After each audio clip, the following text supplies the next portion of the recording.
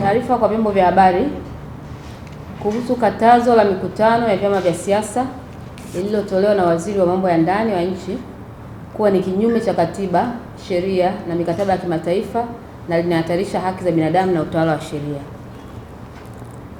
Kituo cha Sheria na Haki za Binadamu LHRC kimepokea kwa masikitiko makubwa na wasiwasi tamko lililotolewa tarehe 26 Juni mwaka 2026 na Waziri wa Mambo ya Ndani ya nchi Mheshimiwa Patrobas Katambi bungeni lililopiga marufuku mikutano ya hadhara ya vyama vya siasa kwa tuhuma za uwepo wa viashiria vya uvunjifu wa amani. Katika tamko lake, waziri hakufanya rejea wala nukuu ya kifungu chochote cha katiba wala sheria kinachompa mamlaka ya kutoa zuio la jumla la mikutano ya hadhara. Badala yake, tamko hilo limejengwa katika kauli za jumla zisizoonesha msingi wa kisheria. Ni muhimu kukumbusha kwamba kwa mujibu wa ibara ya 3 ya Katiba ya Jamhuri ya Muungano wa Tanzania mwaka 1977, Tanzania ni nchi ya kidemokrasia inayofuata mfumo wa vyama vingi vya siasa, mfumo ambao msingi wake mkuu ni uhuru wa wananchi kushiriki katika shughuli za siasa bila hofu wala vikwazo visivyo halali kisheria.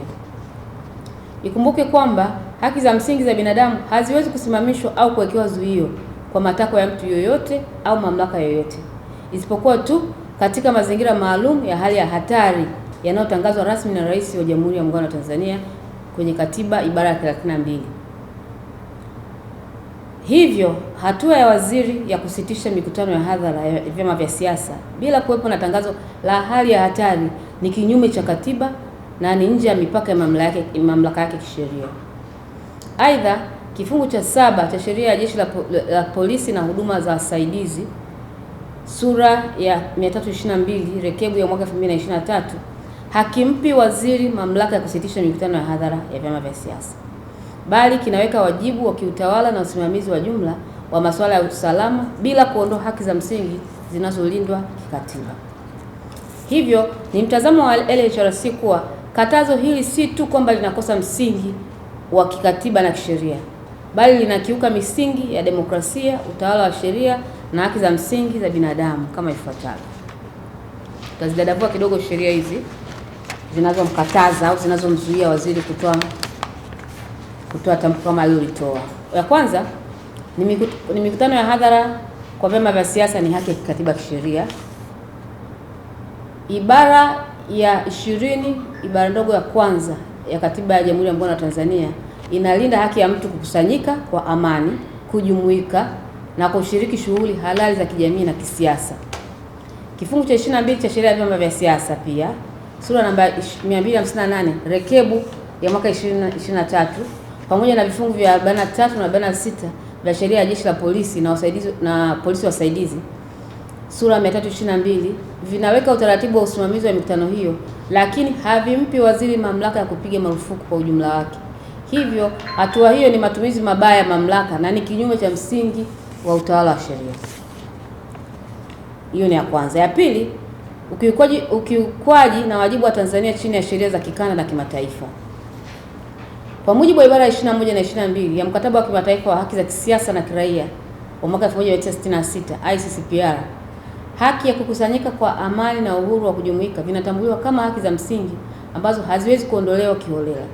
Vivyo hivyo, mikataba ya Afrika ya haki za binadamu unaitwa Mkataba wa Afrika wa Haki za Binadamu na watu mwaka 1981 kupitia ibara ya 10 na 11 inalinda uhuru wa kujumuika na kukusanyika, huku Mkataba wa Afrika kuhusu demokrasia, uchaguzi na utawala bora mwaka 2007 ambao Tanzania haijaridhia ukiweka wajibu kwa nchi wanachama kuhakikisha misingi salama na haki ya kushiriki kwenye siasa vikiwa vinaheshimiwa. Kwa msingi huo, tamko la waziri si tu kwamba linakiuka sheria za ndani, bali pia linaiweka Tanzania katika hatari ya kukiuka wajibu wake wa kikanda na wa kimataifa. Swala la tatu ni kudhoofishwa kwa demokrasia nchini. Katazo hili pia lina athari kubwa kwa haki za msingi za kiraia na kisiasa na misingi ya kidemokrasia nchini. Kwa kuzuia mikutano ya hadhara ya vyama vya siasa, serikali kwa vitendo inafifisha nafasi ya ushiriki wa raia katika demokrasia na kuhalalisha ukandamizaji wa maoni halali ya kisiasa. Katika mfumo wa vyama vingi, mikutano ya hadhara si jambo la hiari wala la kujipanga kueneza sera, bali ni kujipanga kueneza sera na misimamo ya vyama sanjari na kuwasiliana na wananchi ambao ni wanachama wao. Historia ya Tanzania inaonyesha kuwa vizuizi vya kiutawala na kisheria dhidi ya shughuli za kisiasa vimekuwa nyenzo ya kudhoofisha demokrasia na kupunguza ushindani wa kisiasa. Namba 4, utekelezaji wa kibaguzi na ukiukwaji wa kanuni ya usawa mbele ya sheria.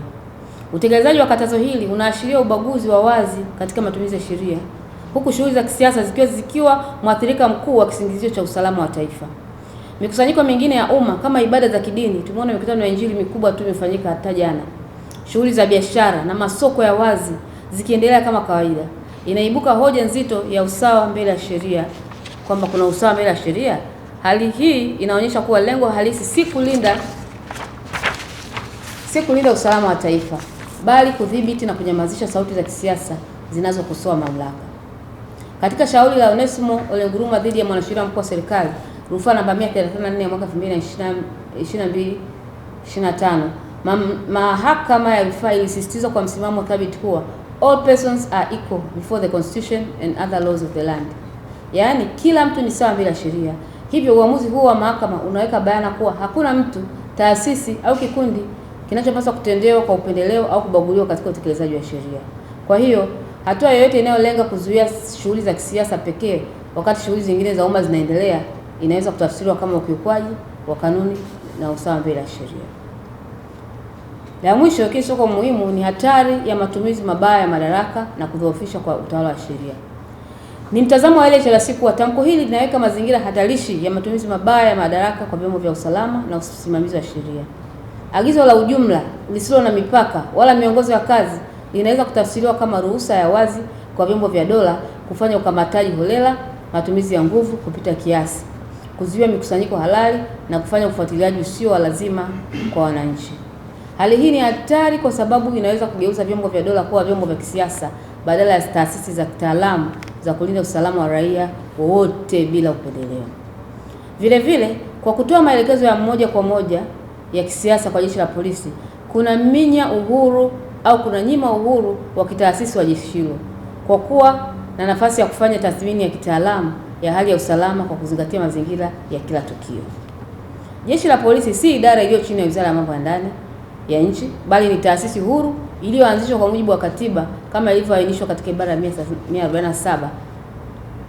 Hivyo inapaswa kufanya uamuzi kwa kuzingatia sheria, kanuni na miongozo mbalimbali na taarifa za kiintelijensia, si kwa maelekezo ya kisiasa. Kutokana na uhuru huo, kunaweka msingi wa matumizi ya dola kama silaha ya siasa, jambo ambalo ni tishio sana kwa utawala wa sheria na utawala bora. Wito sasa wa LHRC baada ya uchambuzi wetu ni kwamba kwa msingi huo LHRC haiungi mkono katazo hilo la mikutano. Tunalipinga kabisa, kwani ni kinyume cha katiba, sheria za nchi na mikataba ya kimataifa ya haki za binadamu. Wito wetu, kama ambavyo taasisi zingine zimetoa pia wito wa kuikataa tamko hili, ni kwamba tunatoa wito kwa Waziri wa Mambo ya Ndani Mheshimiwa Patrobas Katambi kuliondoa mara moja tamko hilo, kwani linakiuka katiba ya nchi, sheria, mikataba ya kikanda na kimataifa ya haki za binadamu na linahatarisha ulinzi wa haki za binadamu na utawala wa sheria nchini. La pili, vyombo vya usalama hususan jeshi la polisi kutekeleza wajibu wake kwa kuzingatia sheria, weledi na misingi ya haki za binadamu bila kufuata maelekezo yoyote ya kisiasa yasiyokuwa na msingi wa kisheria. Na tatu, LHRC inaendelea kufuatilia kwa ukaribu mwenendo wa haki za binadamu nchini pamoja na madhara yanayoweza kutokea kutokana na katazo hili. LHRC haitasita kuchukua hatua stahiki za kisheria ikiwemo kufungua mashauri mahakamani dhidi ya wahusika endapo katazo hili halitafutwa. Sawa, asante. Basi nitaanza na swali la kwanza, tutajibu, lakini pia kama mkurugenzi atakuwa na jambo la kuongezea ataongezea pia hapo. Swali la kwanza lilikuwa linahusiana na namna ambavyo jeshi la polisi limeweza kupokea maelekezo kutoka kwa Mheshimiwa Waziri. Je, hawafahamu kama ni kinyume cha katiba? Kwa nchi yetu ya Tanzania, na hii imekuwa ni kama wanasema ni trend, kwamba tunayo tabia ya kuheshimu zaidi maelekezo ya viongozi wa kisiasa kuliko sheria za ndani ya nchi, hasa katiba ya nchi.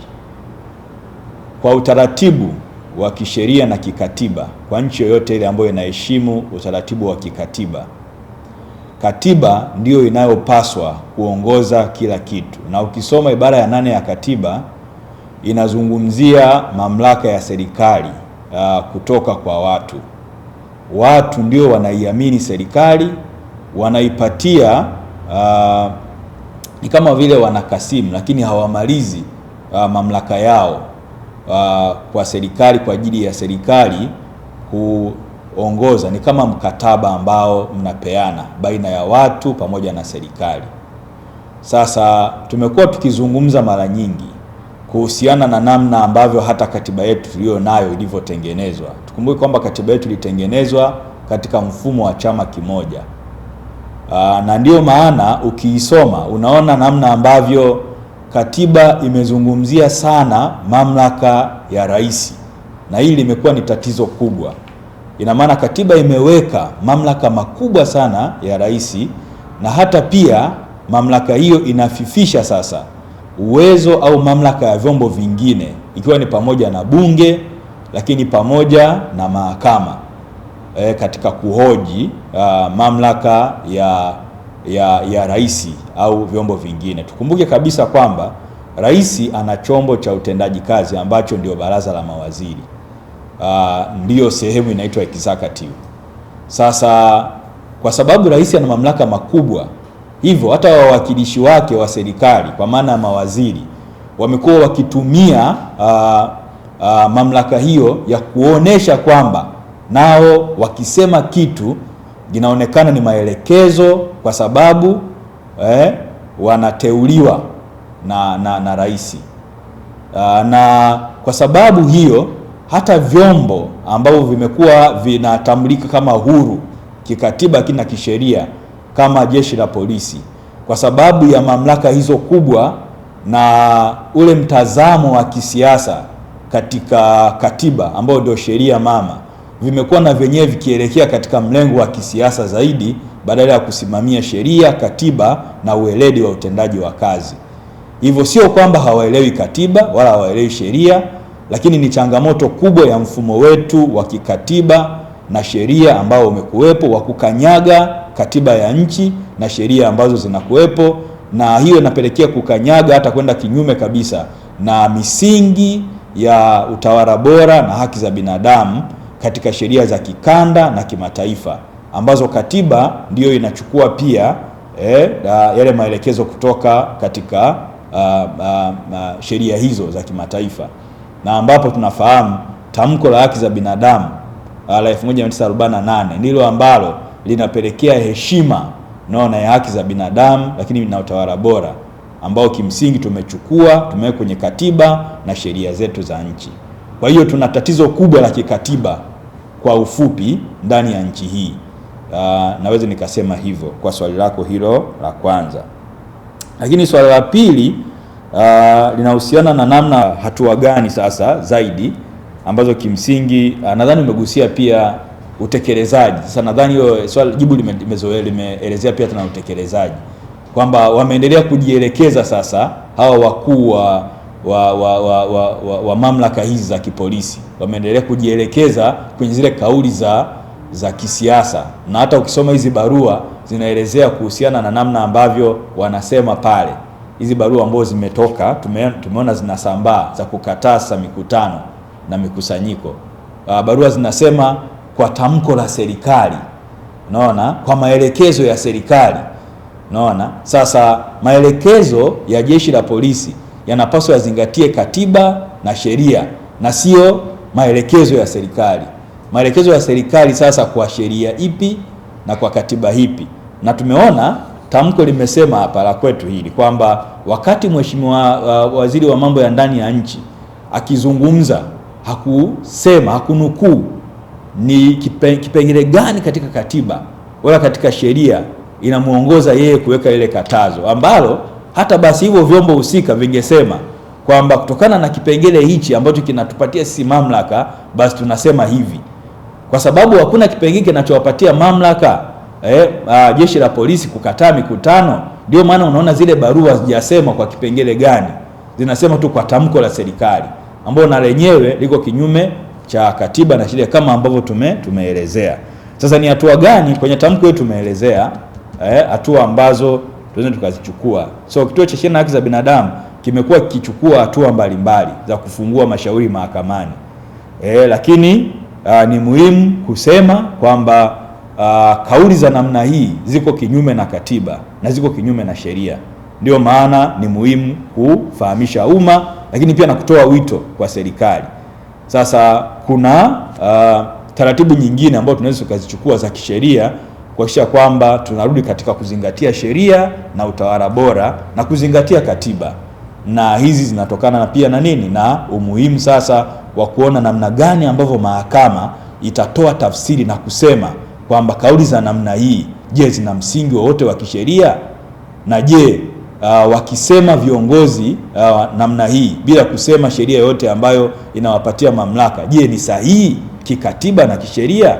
Kwa hiyo mahakama imekuwa ikitoa tafsiri za namna hiyo na kukataa makatazo ya namna hii, na sio mara ya kwanza kwa Kituo cha Sheria na Haki za Binadamu kwenda mahakamani kuhoji kauli za namna hii. Kituo cha Sheria na Haki za Binadamu kilishawahi kwenda mahakamani. Kuna kauli ilitolewa na aliyekuwa waziri mkuu wa awamu zilizopita, yule ambaye alikuwa anazungumzia kuhusiana na kauli za namna ambavyo wananchi kwamba wataonekana kukaidi mamlaka za vyombo vya dola, kwamba wakionekana kukaidi basi wapigwe, na mimi naona kama wapigwe tu. Naona LHRC ilienda mahakamani katika kutafuta haki ya wananchi na kukataa matumizi haya ya mamlaka ambayo yanakwenda kinyume cha sheria na kinyume cha katiba. Lakini swala la tatu linahusiana na namna ambavyo msajili anasimama katika hii nafasi. Msajili anasajili vyama vya siasa na pia ofisi yake ina regulate utaratibu wa namna vyama vya siasa vinavyotakiwa kufanyaje, kujiongoza. Kwa hiyo sasa pia msajili kwa nchi yetu tumeshaona mara nyingi sana ambavyo pia bahati mbaya sana amekuwa akitumika, na mimi naweza nikasema tu akitumika kisiasa, kwa sababu tumeshuhudia hata hapo nyuma barua kadhaa za kutoka kwa msajili zikiwa zinaelekezwa kwa baadhi ya vyama vya siasa kuhusiana na namna ambavyo wanafanya shughuli zao. Sasa ukweli ni kwamba kutokana na hiyo changamoto ambayo tumekuwa nayo ya kikatiba na kisheria, sina hakika sana kama msajili wa vyama vya siasa anaweza akatia neno hapa, kwa sababu pia msajili wa vyama vya siasa yuko chini ya wizara, sio wizara ya mambo ya ndani ya nchi, lakini yuko chini ya wizara. Sasa kama tayari wameshaongea mawaziri kuhusiana na hii, au waziri wa mambo ya ndani ya nchi, kwa utaratibu ambao tumekuwa nao wa kisheria na kikatiba kwa nchi yetu, ambao pia tuna changamoto kubwa, je, unategemea kwamba msajili atasema jambo lolote au naye pia ataingia katika kusema kwamba tunatekeleza kauli za serikali? Sasa labda nikuachie hiyo, ndugu mwandishi. Asante. Miaka ya nyuma kuna kitu kama hicho kutokea tena, ni rais mwenyewe kabisa aliyekuwa rais wa awamu ya 5 ambaye alikataza mikutano. Tukaoka tukapinga sana tu mpaka nadhani mahakamani na kwingineko. Kwa hiyo anauliza madhara alikuwaje?